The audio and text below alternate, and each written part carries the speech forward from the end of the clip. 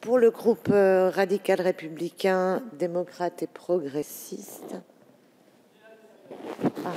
la parole est à Monsieur Paul Jacob. Bien.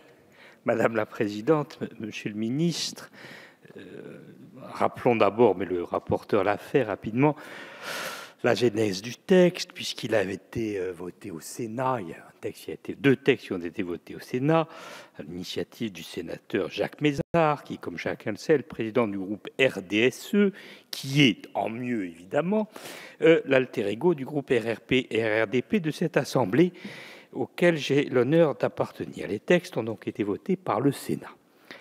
Ils ont d'ailleurs fait l'objet d'un dépôt également en termes identiques sur le bureau de l'Assemblée nationale par mon excellent collègue et ami Joël Giraud.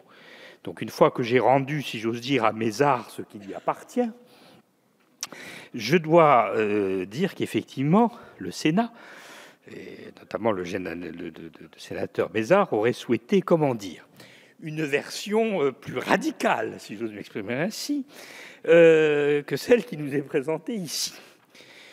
Il ne s'agissait pas évidemment de fonder de telles lois, sur un principe d'ailleurs remarquable pour son époque, mais sans doute un peu excessif, énoncé, dit-on, par l'ecclésiastique qui accompagnait Simon de Montfort au dernier épisode d'une terrible guerre de religion, et qui aurait dit « Tuez-les tous, Dieu reconnaîtra les siens ».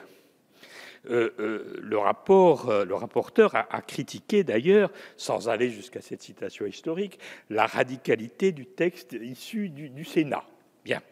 Mais le ministre étant lui-même un ancien sénateur, il sait ce qu'il en est. Ce principe eût été évidemment probablement excessif. En tout cas, on nous a donné quelques exemples assez probants de certains défauts qui ont été précisés par le rapporteur. Alors, très brièvement, Madame la Présidente, d'où nous vient ce prurite récent, mais néanmoins assez violent, de création dans notre beau pays d'entités administratives sui generis, d'autorités publiques indépendantes de toutes sortes et de tout poil, et qui concerne à peu près tous les sujets, à l'exception sans doute, encore que je n'en sois pas sûr, de l'élevage bovin et de l'envoi d'objets interstellaires.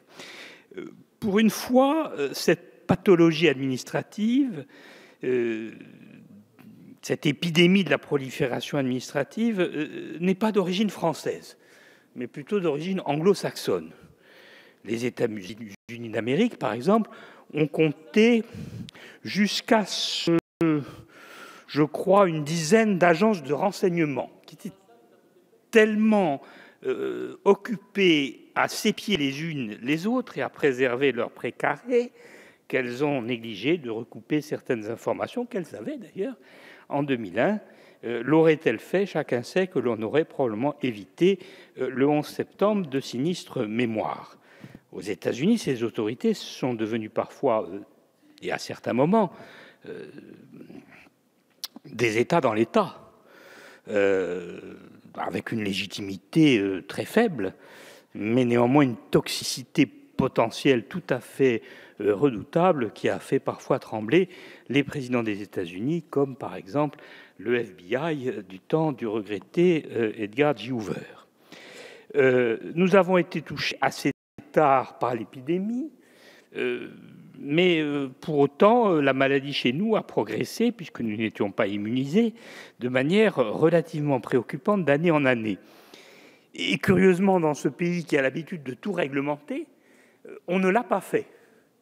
C'est-à-dire qu'on n'a pas fait de statut. Dans ce pays qui a la manie du statut, qui donne un statut au nouveau-né avant même sa naissance, un statut à tout, et à même ce qui n'existe pas encore, ou ce qui n'existera peut-être jamais, n'a pas pensé donner un statut général, si j'ose dire, à ces entités qui en avaient tout de même besoin.